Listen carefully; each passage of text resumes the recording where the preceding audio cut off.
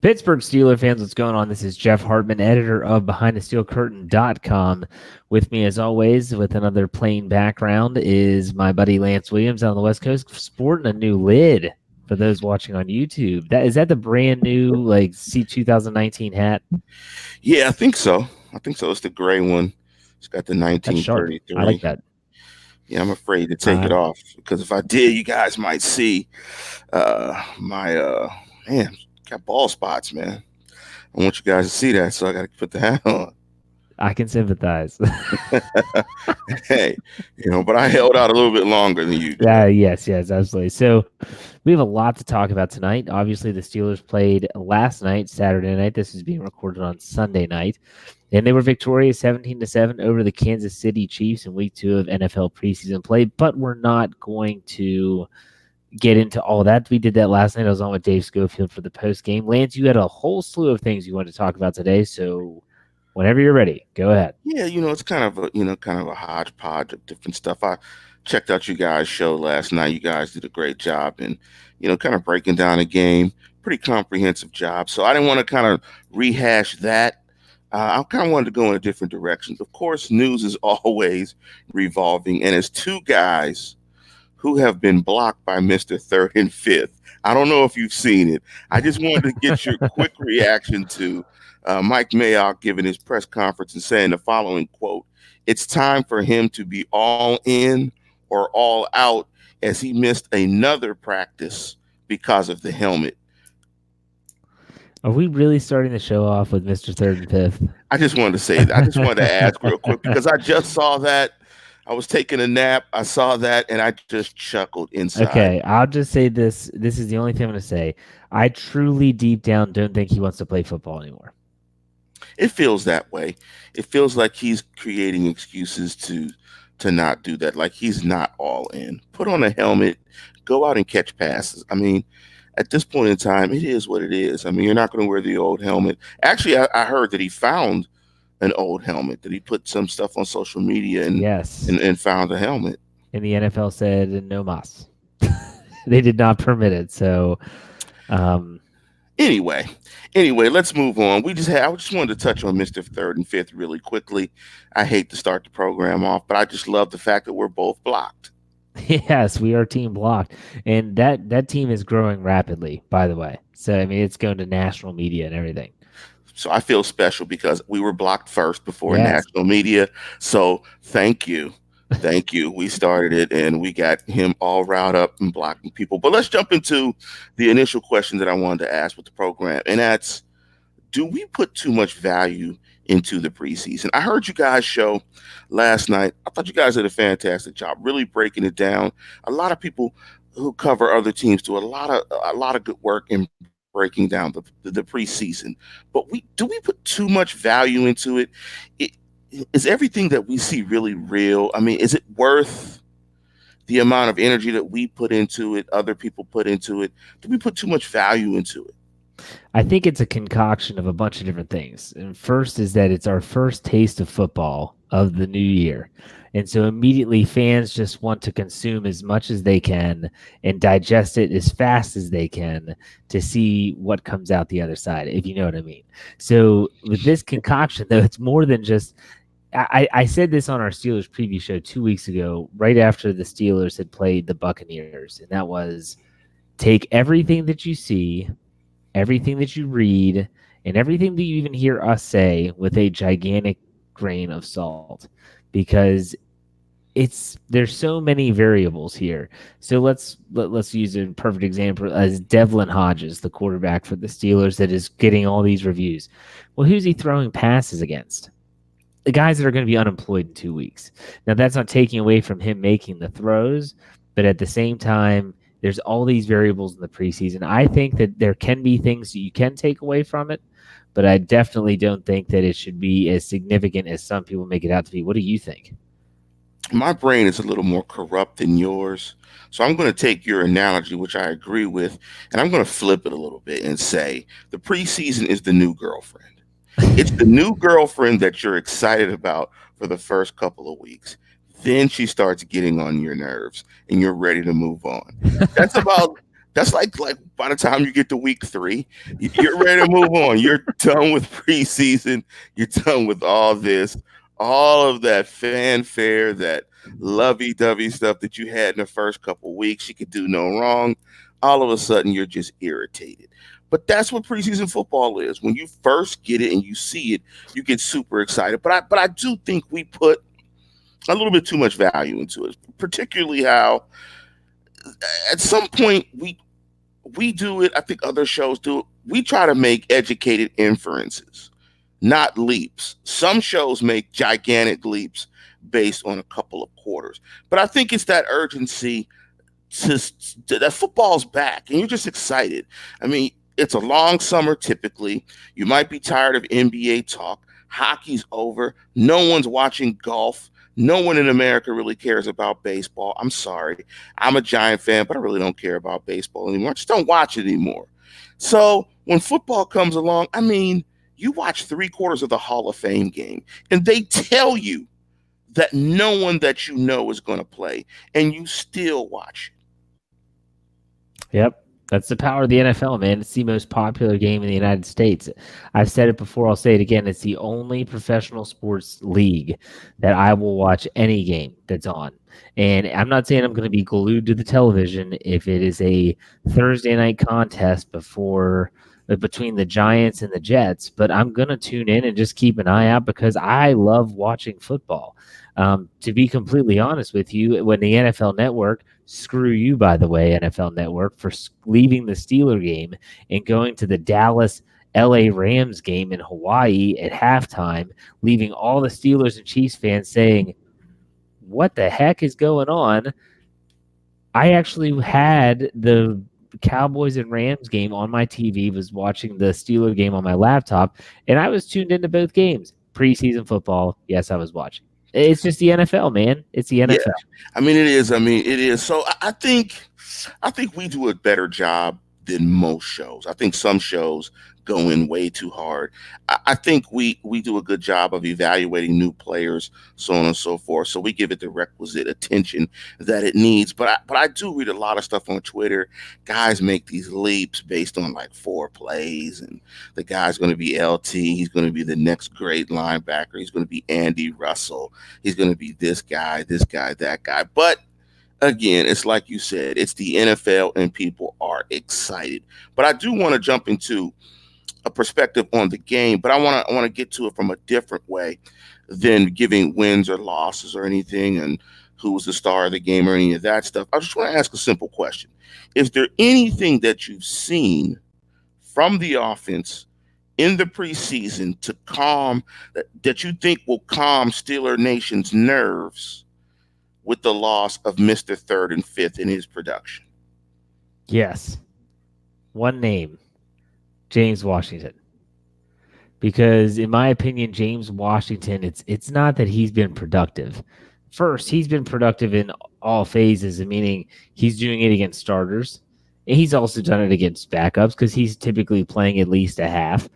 But to me, I've seen some crazy versatility from James Washington. They've lined him up all over the field. He's shown that he can go deep. We knew he could catch the vertical pass, but he's out jumped defenders. He's gone over the middle. That catch that he had from Mason Rudolph in the beginning of the second quarter, it was their first scoring drive, I believe, which was a dart, by the way, by Rudolph. But boy, triple coverage, catches the pass with his hands, not a body catcher. And he wasn't scared at all. And then he makes that great sideline catch where he gets vertical, brings his feet down. To me, James Washington has really calmed down the Steelers fan base in terms of the loss of Mr. Third and Fifth.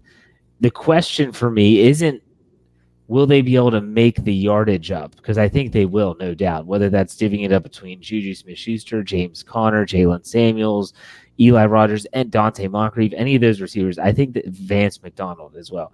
I don't think it's going to be an issue of can they replace the yardage. It's the can they replace the touchdowns. That's the big thing, and that's the giant question mark that still kind of lingers over my head like a cloud. But for me, in terms of easing the fears, or not fears, concerns of the fan base, you have to say James Washington, right? I agree. I'm going to add to it. I'm going to add another name. I'm going to add Jalen Samuel to that list because he looks much better. I don't know if it's just me. He looks like a very different player. He looks like he is very certain in how he's going to make his cuts, how he sets up his blocks. He looks like his feet. He looks like he's more explosive, the way he's bouncing to the outside, the way he's reading things. He looks like a confident, comfortable football player. And I'm really excited with that with that backfield. I'm really excited about. I think the versatility of the backfield of Connor and Samuel. I'm really excited to see that. Seeing Deontay Spencer, the Deontay's yesterday, their explosiveness. Washington, like you said, I think that the offense is in a good place. You think they could? We've always talked about this 30-point mark. Do you Mhm. feel that comfortable about it? No, not at all. Because what did I say? We're not sure about what? The touchdowns. Right. Yardage, I am totally confident in saying that they will be able to make up Antonio Brown's, I'm sorry, Mr. Third and Fifth's, however many yards he had, 1,200 yards last year, I think, something like that. Juju led the team with 14. I think he had 12. I have no doubt that not one individual player, but amongst several, they'll be able to make up the yardage. But the big question is, can they make up those 15 touchdowns? I'm not sold on that. And you need that to get to that.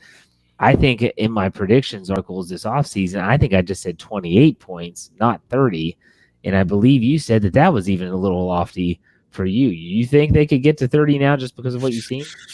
I don't think 30, but I feel a lot better about the offense. I mean, I feel a lot better about the offense. Washington and Samuel, I'm like, okay. I'm like, okay, you still got Eli Rogers out there. I mean, you still got Moncrief out there who, Ugh, gosh, what a way to start your career in Pittsburgh. yeah, that's a bad introduction. That's like walking into the new girlfriend's house and not shaking her dad's hand. I mean, come on, man. Can it get any worse than that? I mean, the guy gets a pass thrown to him and he puts the ball on the ground. Like, that was bad. I was like, that was really bad. Now, I want to post this comment here. Vodka Drinker makes a very good point. Now, it's just the preseason.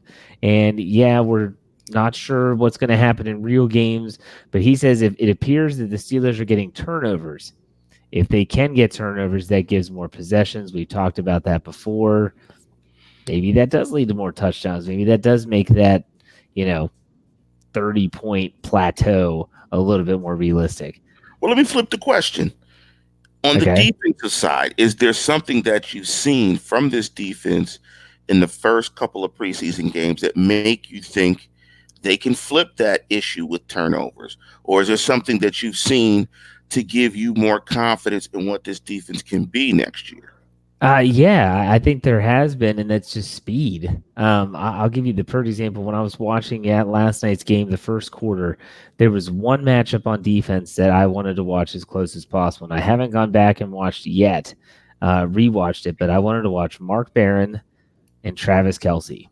And I tell you what, Barron did a very good job. He got him at the line of scrimmage. He jammed him off the line several times. He ran with him. He disrupted his route. And how many times did we see Rob Gronkowski torch the Steelers and everyone saying, how's he getting a free release? Why isn't there someone over top of him on the line of scrimmage? I think with this speed that they have now, whether it's Devin Bush or Mark Barron at the inside linebacker position, it gives them flexibility. Their coverage in general, I've been impressed with.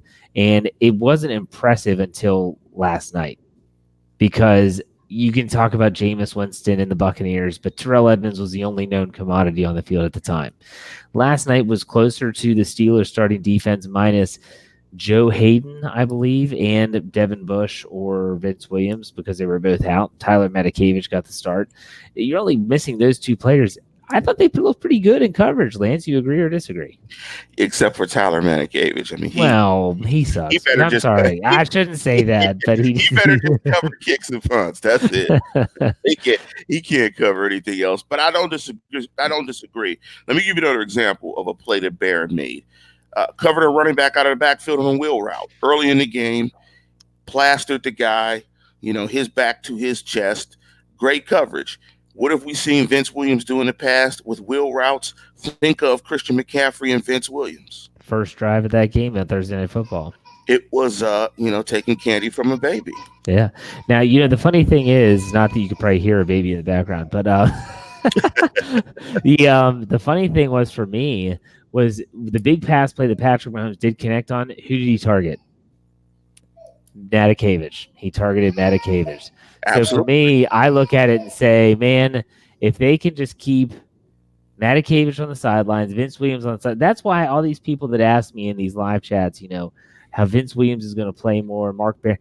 If you're smart and you're the Steelers defense, as long as Devin Bush and Mark Barron can stop the run, why would you take them off the field? And that's an honest question. You wouldn't. Speaking of Vince Williams, are they keeping him out of games as a precautionary thing? Or he's got a hamstring injury. Okay, he's got a hamstring. Which is not good. You know how this works.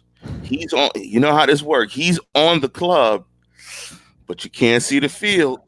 No. If you're hurt, and you know how this works, that's a scenario where the coaching staff can legitimately not play him and make him a situational player as he gets healthy, and there's the built-in excuse for it. So, yep, no, you're right. But I want to shift reels a little bit and ask about what the Steelers went through the last week. How do you think the team overall, the organization and the team in and of itself, will respond to the passing of Coach Drake? Well, let me first say I think kudos to the Steelers. I thought that they handled it well in terms of a public relations standpoint by them canceling practice on Sunday was canceled. Well, Sunday was canceled. Monday was canceled. Tuesday was supposed to be a day off. They moved practice there. But on Tuesday, they told the media, we're not going to allow any players to talk to you. Let's give them a chance. And that was that really gray, dreary, is raining. All this stuff happened on that day. It was a bad practice. Guys were crying. Ryan Switzer, Juju Smith-Schuster. And then it seemed like after that, they started to kind of get back to full circle. They started to turn it around. I'm not saying it's normal. When you read the reported timeline of what happened with Daryl Drake, that's gonna have a lasting impression on these players. So for me, I thought the Steelers did a good job. I don't think it's going to impact them on the long term because, like I said on my Steelers one-on-one show with Chris Carter, is that tragedy like this can do one of two things. From the immediate standpoint, it can cause you to go into a shell and shut down, or it can cause you to raise up your game and play for that person. I see more of the latter with the Steelers than the former. What do you think? I think I agree. I think Tomlin is the guy that can steer the ship. I mean, he might struggle in terms of challenges, but I think Tomlin is very real and honest in his communication to and about his players. And I think, Tomlin's a man's man. I think he'll be able to steer these guys, in the right direction. Give me the timeline. You were talking about, some of the timeline. I wasn't aware of, some of those events. You were talking about that in your previous comments. And also, have the Steelers decided to name a replacement, or will Fichtner or, some other coach fulfill those duties? So Ed Bouchette of The Athletic wrote an article basically breaking down what happened on the night of Daryl Drake's passing. And reportedly it was, I believe, Saturday, he had gone and checked himself into Latrobe's hospital. I'm not sure of the actual name of the hospital. I apologize. He was complaining of chest pains. They did a full scan of him and did all the tests that they did, and everything came back normal. They said, we want you to stay here overnight for further evaluation. He said he wanted to go back to training camp. He leaves the hospital, attends meetings. Sunday morning, they find him passed. He has obviously passed away in the dorm rooms at St. Vincent College. So all the players were there, the coaches were there. As an organization, it had to be very traumatic. As for the coaching aspect of things, Mike Tomlin has not officially made any announcement that he said they have a plan in place, but they're not ready to announce it yet. That's likely out of respect to Daryl Drake and his family. Right. Ray Sherman, former offensive coordinator back in 1998, had spent, and this is another misconception, is that people said they brought him in. No, he had spent the entire month at training camp with the Steelers helping, and they just moved him over with the wide receivers. Whether he stays there for the season or whether they bring in someone else, I can't see them bringing an outsider in now. You find someone to be a stopgap for the 2019 season, and then you look for a new coach after that. So that's what they've done so far. But again, nothing official from the Steelers. Correct me if I'm wrong. Sherman was Cordell Stewart's offensive coordinator. Yeah, 1998. Yeah, that was a bad year. I actually, I think I knew his niece. I had met his niece in the Bay Area. I think when Sherman was the offensive coordinator. Speaking of the game, yesterday's game, let me get your thoughts on, because I know you guys went pretty hard on Mike Hilton, and deservedly so. I think Mike Hilton struggled in that game. You know, couldn't get into his back pedal, got beat on the post route for the touchdown. I don't know if it was a coverage bust, got beat on a big play, another big play as well. I was impressed with how he played safety. What were you guys' thoughts on him playing safety? Because in the second half, he played safety and Cam Sutton was the nickel corner. And how did you think he performed in that role? I thought he looked a little bit more comfortable with not having to, like you said, he got lost in his back pedal. He is a player that does better moving forward. What's he good at? Tackles for losses in the backfield, blitzing off the edge. So if you put him in the safety in the deep half and let him attack the ball carrier, he's not afraid to throw his weight around. He is a smaller guy. He was interviewed and asked about this after the game, and he basically said, "Look, if we have three cornerbacks or three safeties on the field, if I'm one of those guys, what does it matter? Does it really matter?" That's a good question, Lance. Does it matter? You know, if he's back at safety in a dime package and you've got other defensive backs in there in his normal position, does it really matter? I think he's proving that he's at least capable back there.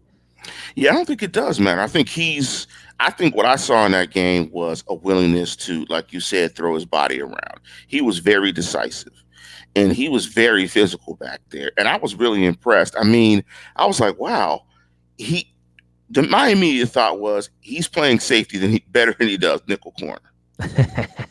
So if he's a better player, to your point, at the safety position, why not put him at the safety position and have both players on the field? That leads me to think that, and give me your thoughts, that and by the way, Artie Burns played very well in the game. I was just going to ask you about it. What are your thoughts? Artie Burns played very well in that game. If they go to dime, name the 6 DBs that are on the field. Are we assuming Hilton is a safety in this scenario or no? Just 6 DBs. Okay. Positional. Okay. So obviously we have Edmonds and Davis. Right. We have Hayden and Nelson. That's 4. You can bring on 2 more. I would say you put in Cam Sutton and Mike Hilton. That's your 6. And then you have the versatility with Hilton to move him around. You don't have to play him in that typical slot cornerback role. And Artie's the wild card. If anybody gets hurt, he's the first man up. If Artie Burns can continue on this trajectory, that's the best news possible for the Steelers on so many different levels. If you're thinking trade fodder, you want him to be playing well. If you're thinking insurance policy, you want him to be playing well. So I think that if Artie Burns can continue on this path, it's good news for the Steelers. And that open field tackle on Tyreek Hill I was happy for him, because I think Artie Burns' story is a good one. And I thought he played a great game against a really good offense. So we'll see where this goes. What about you? Your 6 DBs. You changing anything? I don't disagree, because you can't take Nelson off. You can't take Hayden off. They're definitely going to play. And I think Sutton, Hill, and the safeties are the same. So I think those are the 6. But is this a position group of strength now? I like the 7 names. I don't think there's any one star. I think Hayden is the closest to a guy that we might think is a star, top elite guy. But I think it's at least 6 to 7 solid guys. And I don't see any weak links in particular if Artie Burns is not playing amongst the 6. No, I agree 100%. I think that a strength is something that I feel like if you're describing a strength of a football team, whether it's offense or defense, doesn't matter, is something you can lean on when times get tough and when you need a play. So my question, and if you're using that as a definition, is this secondary a strength for the Steelers in 2019? Their front seven of that defense, the front seven is more of a But I strength. said the secondary is the secondary a strength. Not yet. Okay, I agree with Ask you. me I again. agree with you. Ask me I'm glad. Yeah. ask Okay. me a week for it. Like not yet, All right. because if they get lit up by that guy up north in week one, we will not be saying it's a strength. I think what it is more versatile. Yes. I think it's more versatile. I think they can mix and match better than they have been able to do in years past. Give me your thoughts on speed. They look faster to me. Yeah. Th- This defense looks like sideline to sideline. It's faster. It looks like there are more hats to the ball. And it even looks like Dud wants to get paid. Well, why wouldn't he? I mean, Well, he's making 9 million this year, but he could be making a lot more next year if he plays a great game. In terms of speed, could it be, Lance? And this is maybe stretching it because it's the preseason, but could it be all because of the speed from the inside? I mean, could it really be just that? Could it be the fact that if Barron and Bush are on the field, that Terrell Edmonds and Sean Davis don't have to worry about other people's jobs, other people's territories and zones, and things of that nature, and they can just flow and fly to the ball like they're supposed to, like they know how to, like they're trained to? Do you think it could be that simple? I don't know how lacrosse works, but I know with most sports, if you're fast up the middle, it translates to everything. You're fast. Your defense becomes fast if you can put players in the middle of your defense that can run sideline to sideline. They get there because they get there first, and another guy gets there a half tick later. But you got to get somebody there first. And if you have speed on both hashes, then, unless you're just really slow at every other position, the speed of your defense is going to magnify. Well, and to me, you look at the roster that they have, and it's the only disconnect that I can find because Edmonds can run, Davis can run, Hayden can still run, and all the other players that were on the team last year, outside of Cody Sensabaugh, they all have speed, and so you're watching the game saying, well, "Where the hell is the speed? Like, where is it?" Maybe it is just because up the middle was slow. I mean, last year when you have John Bostic and Vince Williams standing next to each other, this is not 1995. Your inside linebackers have to run, and they've got to be able to cover, and they have to be able to cover a lot of ground. And those two players simply could not do that. You put in Bush and Barron, they can do that. And that's going to free up a lot of options and create more, just what you just said, versatility in the defense, in my opinion. Think about it this way. I think Kansas City is probably the fastest offense in football. Hands down, I think I agree I mean, 100%. I mean, just absolutely blazing fast. They didn't look faster than the Steelers defense. No, I Yeah. mean those are their starters too, by the way. And I Yeah. don't want people thinking like, oh, they were benching people. No, Patrick Mahomes played 2 series, and the rest of their starters played as well. I don't want people discounting the Steelers defense for whatever reason. And it didn't look like what Mahomes put on the Steelers last year because he opened a big old can on the Steelers last year. No one knew what to expect from him last year. He burst onto the scene. People say it all the time. He legitimately burst onto the scene. First year as a starter, MVP. Come on out. That's crazy. Now, do you remember Rocky 3? Are you old enough to remember Oh my Rocky 3? gosh. I could tell you everything about it. What about it? So, what about the interview when Clever Lane was asked what he was What's going your to prediction? get? What's your prediction? Pain. Yes, and that was what the Chiefs brought the Steelers last year was pain, Yes. and it just felt like, from a speed perspective, they were as fast as the Chiefs. Now, this wasn't Tyreek Hill getting like 8 or 9 targets, and he's going to keep testing it. Like, okay, you're as fast as me on the first couple of snaps, but I'm going to run by you on the next 5. Yeah, it's not an in-game scenario, but I think it was great. You guys asked a question last night on the show. I wanted to ask you again because I thought it was a really good question. Give me a surprise cut on the offensive side of football. I was asked that last night. I think you were. It was late. You guys, I was tired. you were doing. Thank the Lord for Dave Schofield because man, it's just he kept me awake. If I was doing that by myself, you would have seen the live stream of this. Yeah, I mean, I was like, it was dark in both rooms. Everything. I was All right. Surprise cut. I think we in the live chat someone said Gerald Hawkins. I just don't. That wouldn't be a surprise to That's not a surprise to me. It's not a surprise to me. To me, I think I said Ryan Switzer would be a surprise. me. Because if you look at the backstory, they traded for him last year. Eli Rogers would be a surprise cut. They gave him a 2-year deal to start the year. So I just think that it's a yeah, that's about it.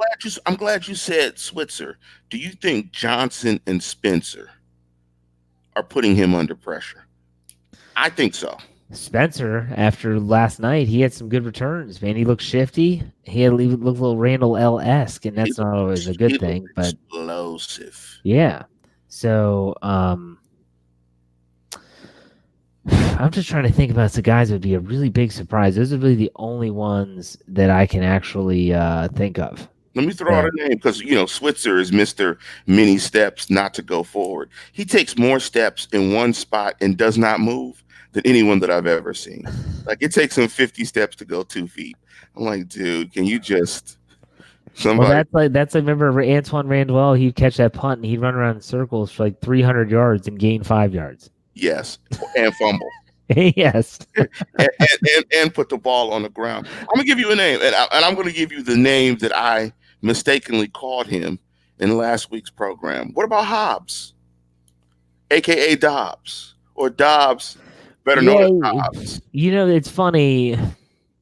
The Steelers, that would be a surprise because that would be to me the equivalent of Landry Jones last year.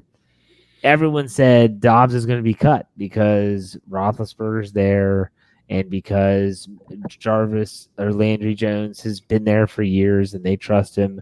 All this stuff, and next thing you know, you get that tweet that gets sent out that the Steelers are cutting down to 53, and Landry Jones is one of those players. Like, whoa. I think that they would try, and they probably did this last year with Landry too, is they would try to shop him, but you really think that would happen? Duck Dynasty looks good. Duck Dynasty needs a chance to play against other players before I say that. And that's not a cut on him. And someone said this earlier in the show when we were talking about him, he's throwing the ball to players that are going to be unemployed in 2 weeks too. So it's not like Hopefully. I'd like to see him. We know Ben's going to play in the first quarter, probably in the third game, and I'd be interested to see maybe if they give Devlin Hodges a few shakes early in the second half. I want to keep you on your toes, Jeff. I want to ask. So we got the third preseason game coming up. Ben Roethlisberger's going to play. Yes. If Ben struggles, what's going to be the overreaction headline? I think it would be Mike Tomlin's mismanagement of Roethlisberger in the preseason. He should have played in week 2 for a couple series because who does? That quarterback up north does. And because they're the gold standard for everything and anything, then that means Ben should too. I don't think it's going to happen, but yeah, I see that would be my guess.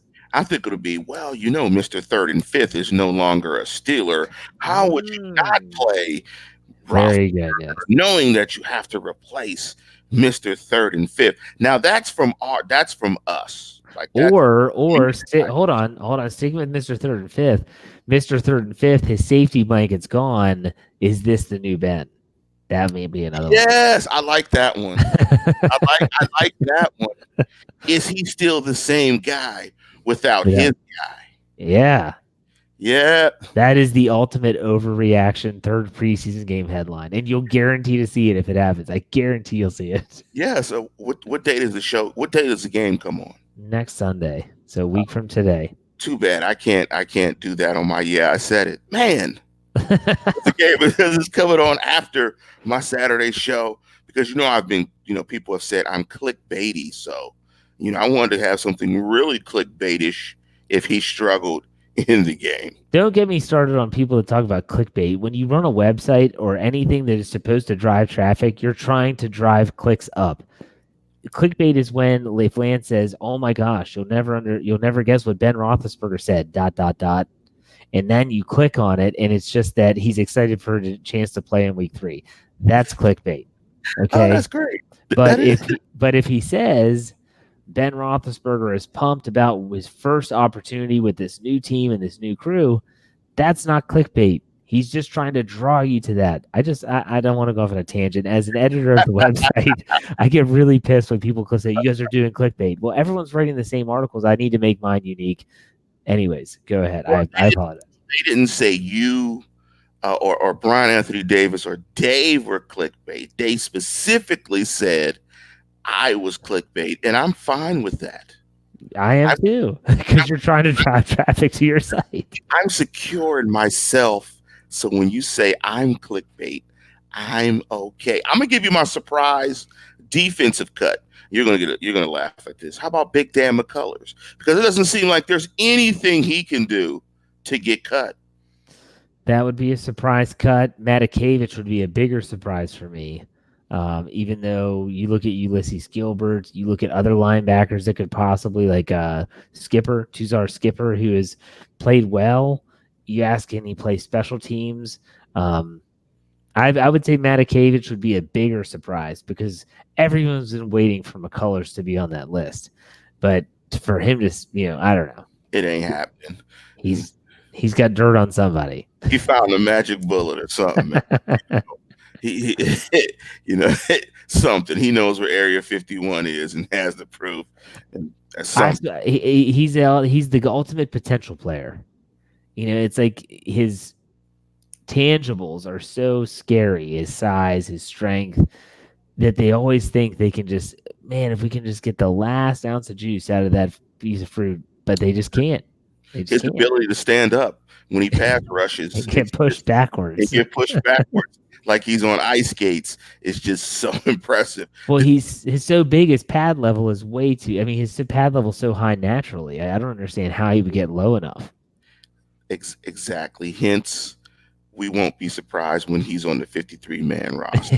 Yes, all those negatives, and he'll be there. He'll still be on the 53-man roster. Speaking of that, there was a big injury, the Ola injury. Yeah. Give the listeners an update on the exact injury and how does that impact the 53? We talked about Gilbert, we talked about Skipper, and Gilbert running with wide receivers in the middle of the field was, I had to rewind it 2 or 3 times. How does it impact the roster, the Ola injury? Well, I think Ola's job at outside linebacker is safe. Now, if those that didn't know, the report is that he has a torn meniscus in his knee. I don't know if it was a complete tear, partial tear. The original report from Jerry Dulac of the Pittsburgh Post-Gazette is that he's out 2 to 4 weeks at minimum. And so if you think about it, they did it before week 2. That would put him out at least the rest of the preseason. He's probably going to miss a few games in the regular season. I don't think they're going to put him on injured reserve unless they feel that something went terribly wrong and they need to somehow find a way to replace him. I think they can carry him on the roster, have him sit out the first few weeks, and then welcome him back. As for the other guys, though, it's really a case of who's going to play special teams best. Ulysses Gilbert, Skipper, Benny Snell, his best play has been on special teams, not as a running back, but he's probably securing his spot on the team based on that. So I think that Ola's fine. He'll be fine. I think his job is safe on the 53-man roster. You agree or disagree? Yeah, but here's the thing. When I think of Skipper and I think of Gilbert, and disagree with me if you want, I don't think either one of those guys clears waivers if they get cut. I think if those guys get cut, they will not be Steelers. I think the athletic flashes, particularly from Gilbert, and the way Skipper plays with a motor and a toughness and a hard-nosed edge, those guys are guys that you want to coach. Those are diamond in the rough guys that have shown that the guys that if you could put some shinola and some shoe polish and shine those guys up, those guys can be excellent players. I don't think those guys clear waivers. So I hope there's a way for Gilbert and Skipper to stay. But I'm going to shock you because I forgot this name about a surprise offensive cut. And you brought his name up. It'd have to be Benny Snell Jr. Snell football is not – I'm not impressed. If they cut him, I wouldn't be upset. Really? Not at all. I think for what he does offensively, you can find a lot of guys to do that. if his best plays are tackling guys on special teams, I'm you can cut him. You could pay the Edmonds brother to do that. Let him just That's run true. straight. And I haven't been impressed with Snell. Am I overreacting? Am I putting too much value into the preseason? I don't know because for me, it's one of those situations where I've been disappointed in him. We'll put it that way. He hasn't been decisive in his cuts. He really, really, really looks like he's not very fast, and he looks a little heavy. He's got a And refrigerator on his back. he's what? Got a refrigerator on his back. A little bit. Okay. And you all you heard about was Benny Snell football, tough nose football, and I'm gonna grind it out, and I'm always gonna fall forward. Well, getting hit in the backfield and falling forward to the line of scrimmage is not really ideal. Um, that says something about the offensive line in front of him. But I'm watching James Conner, and James Conner to me, even more so than Le'Veon Bell, Mr. Naked and Robbed, is Butt naked and robbed. butt naked and robbed. I forgot the butt part. But He would always, he would always get back to the line of scrimmage. James Conner grinds out yards like very few I've seen, and so I think for me, it's a situation where I don't know. I want to make sure that who's going to take his place. Is it the Edmonds brother? I don't know. I think Benny Snell's fine based on one of your P's. That's yes, pedigree. pedigree, getting drafted. I think that's the only thing that saves him. And I don't know. I have not been impressed with that draft pick. But before we get into the last question, again, if you want to participate in the live chat, I'm assuming the live chat is going. I can't see the live chat. Also, we have the super chat feature. If you want to contribute to the show, hit Yeah, the but don't. I got to tell people. I'm not going to tell people not to donate money. Because I trust me. I love it that you guys are that into our content that you're going to donate some cash, but don't use the super chat feature really early in the show because all of your comments get passed up. Like Felicia gave us, I think that's let me find it here. She gave us $3. I know Vodka Drinker made a comment about Mr. Third and Fifth comment or lack thereof of Daryl Drake. He gives I think $6. Isaac gave us $20 in the live chat and the tip jar. But it's tough for me to keep track of everything when we're still going through the show. So hold your questions to the end. And if you used a super chat earlier, just write super chat real big in the question and I'll try to get to it because for some reason my live chat is like erasing some of the comments. So I guess there's so many. It's pretty good right now. We got a lot of people in here. Well, I got a good question to stir everybody up. And this is the last question that I want to have. Hope you guys have enjoyed how I've kind of jumped around. We asked this question sort of last week. And this was from a post that I saw on a Facebook page about a Steeler legend that you would put on this 2019 iteration of the Pittsburgh Steelers. The legend is in their prime. So think about who you would want to add to this team. Rod Woodson, Mean Joe Green, or Jack Lambert. I wanted to make it really tough.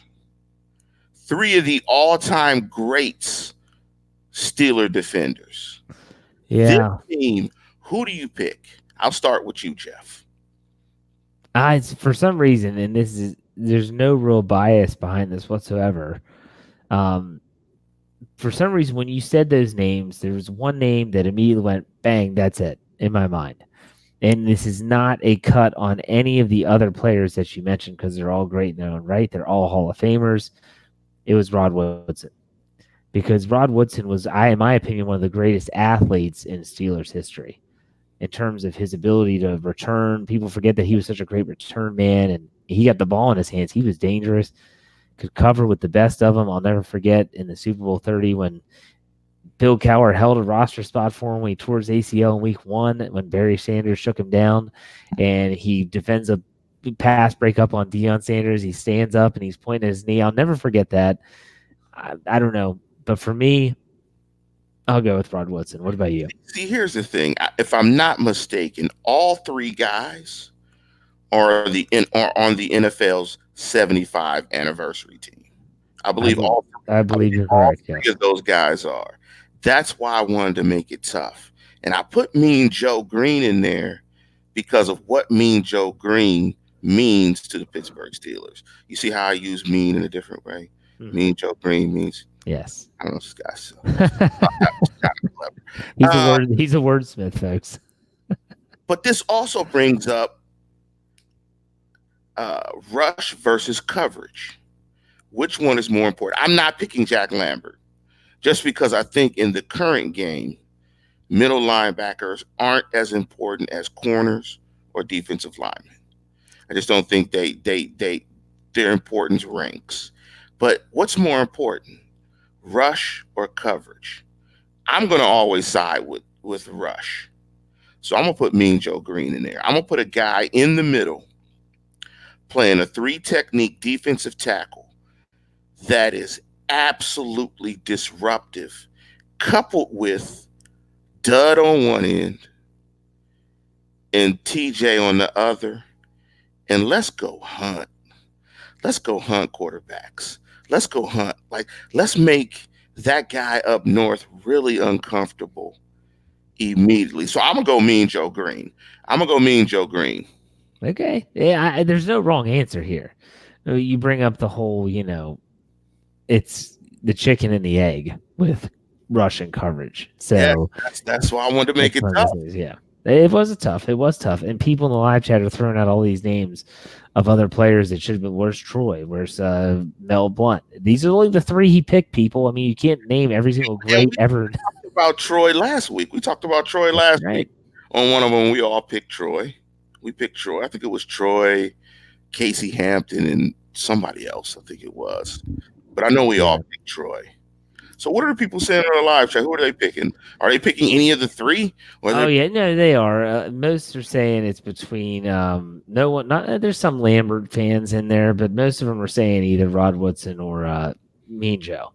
So yeah, it's a tough debate. You could go back and forth all the time. So they're all Hall of Famers, man. Yeah, they all have gold jackets. 75 team. Let me take this a little bit further out. I'm assuming, and I could be incorrect, that the NFL is going to do an all 100 team. If not, they're missing a hell of an opportunity to do that. I mean, it only makes sense. Will these three guys still be on it? And what Steelers do you think will be on it? Because I think Woodson will stay on it.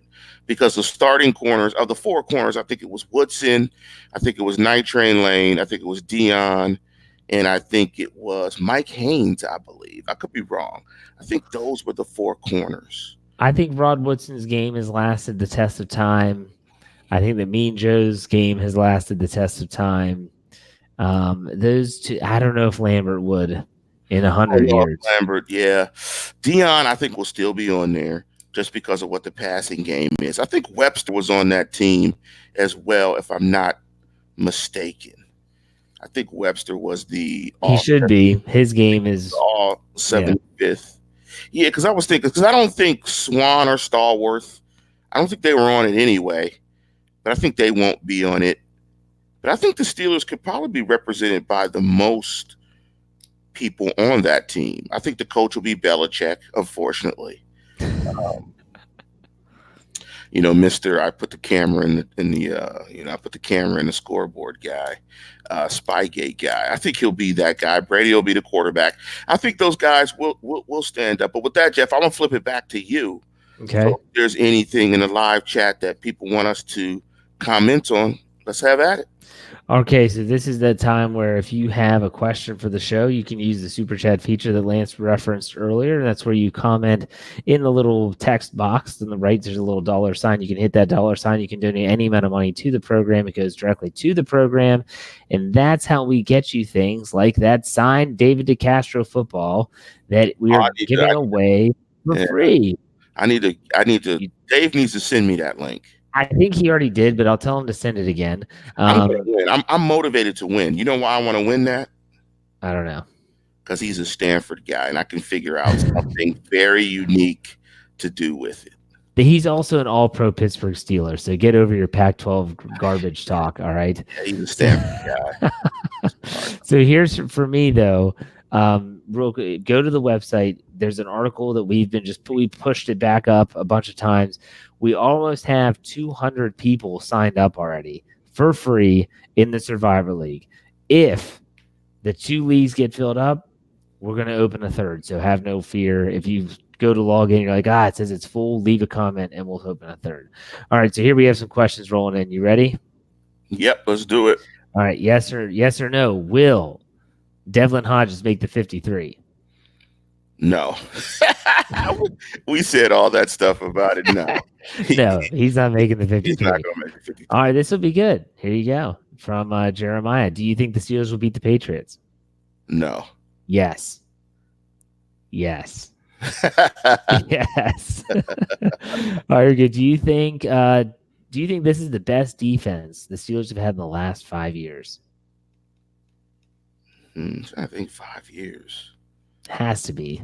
Think about the last 5 years and the players that have played. Think about the John Bosticks, the Antoine Blakes, the Cortez Allens. They don't have those guys right now. Yeah, I'm going to say yes and a possible. I got to see him play as a unit first. But yeah, personnel-wise, yes. Okay. Yes. All right. Andy asks, what is your prediction for the Steelers and Pats game? This is early. We'll get into this as the game gets closer. What's your prediction? I don't need a score. Pain. Pain. What it's like to be with a real man. Come see me. Well, Clubber Lang. Here's one from Dallas Quinley. What a name. Is Moncrief moving down the depth chart? I'll answer first. For me, no. Because although his first snap as a Pittsburgh Steeler was probably the worst you could ever imagine, catch for 1 yard, fumble, right off the turnover, giving it right back. But I don't think he's going to move down the depth chart just yet, especially when Ben Roethlisberger has this supposedly a great rapport with him, and he hasn't yet to catch a pass from him. So I think in week 3, you might see Roethlisberger feeding Moncrief, which is a saying that he had from back in Ole Miss days, feed Moncrief. And everyone's attitude would change, So I'm going to say no. What do you say? I'm going to disagree. I don't think he was ahead of James Washington in the first place. I think James Washington will be the number 2 wide receiver. It does not hurt you to have a great rapport, allegedly, with the quarterback. So I think it'll be tough. I think putting the ball on the ground does not help, particularly when the other guy has been playing the best football of his career in the preseason. Yeah. And it looks like he put the work in to be that guy who has the pedigree of a second-round draft pick. Well, let me put it this way. If Moncrief thought he was going to be able to walk in and be the number 2, James Washington has slapped him in the face and said it's not going to be as easy as you think. So, and that's what Tomlin likes. Yeah. I mean, I'm sure Tomlin is like, this is great. Young man does not want to take a back seat. So, hey, if you want to start Moncrief, you need to go get it. Absolutely. All right. Snowman gives us $2. We appreciate it. In the tip jar, he says, thoughts on Deontay Spencer? Explosive. Yes, but he has to be able to show more than just return ability, because there's no need in today's NFL to keep a player because he can just return kicks or punts. It's just not worth it anymore. So he has to be able to show me more than that. That's just me, though.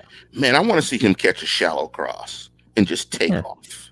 I would love to see that. Run the same play that they ran with Deontay Johnson on his first reception. That little inside screen. It would be a perfect play for him. Yes, and let him take off. Exactly. All right, Ali has a question. Did Benny Snell really disappoint, or were our expectations off because he's been writing checks with his mouth that he can't cash? Oof, Ali's bringing it hard. I don't get hyped on these guys. I just watch them. So he just is what he is. I had never seen him play a snap ever. So when I watched him the first time, I was like, oh, this guy's garbage. So he didn't live up to, he's just an average football player. So no, he didn't disappoint me in any way. No, maybe not you, but the fan base was duped big time. Yes. Into Benny Snell football. Benny no Jets. Benny's no Jets. All right, here we go. Let's go to Cree. He says, what do you think about that bogus offensive pass interference call, which negated Deontay Johnson's first touchdown? It just so happens to be that his second touchdown should have been reversed, and it wasn't. So your thoughts on the challenging of pass interference so far? It's preseason for the refs too. They got to get back into the mix. They were bad, but get it right. Get it right. Be bad for the first 4 weeks instead of being bad for the week that counts. I agree. Here we go. Tyler asks $1.99 the tip jar. We appreciate it. He says, is Juju ready to be the number one wide receiver? Absolutely. Juju does everything right. Why would he not do this right? That's true. I agree. I think that he's going to be really, really good. Just got to put this out there. Lance, you should be doing a Patriots talk show. Look, hey, Andy. Andy. I'm not betting against that guy. But you said the same thing last year, and they beat him. Yeah, but Yeah, but I was Steelers wrong. got this. Steelers got this. I'm not betting against that guy up north. However, I'm not impressed with the Pats. I'm not impressed with their offensive weapons. But somehow, man, that game is so hard to win on the road. The banner comes down, the emotion, the excitement. I mean, we saw Kansas City go up there and absolutely hammer the Patriots. Hey, it can be done. We've seen it happen. We saw the Ravens. I guess the Ravens had to go on the road during a State of the Union, and they got beat up by the Broncos, I believe. Peyton Manning threw 5 touchdowns against them. It happens. There have been a couple of times where that defending champion is lost on week 1. The Steelers had a tough game. I believe it was against the Tennessee Titans. Mike Wallace made his debut. The Steelers had a tough win in that opening game. So it can happen. Don't bet it, though. It is a tough game. It's a tough game. All right, so here we go. $2 in the tip jar from 410 Carpenter Legend. Will Johnson and Washington end up with the starters? I think he's referring to Deontay Johnson and James Washington. Do you think they will be starters at some point during the season? I think James Washington, we know the answer, but the question is Deontay Johnson. No, but Washington will. But he provides quality depth, though. Johnson can be a guy that they can have a little a niche for him, and he can be explosive. I liked what I saw from him yesterday. So yeah, I thought he played well. Kathy knows what's up. She gives $5 in the tip jar to me for my optimism. Don't take it away because Lance is a negative Nancy over there, hey, as Kathy, always. I really like your sunglasses, Kathy. Though, let me compliment you on those. Though, good optics. Good choice of lenses and frames.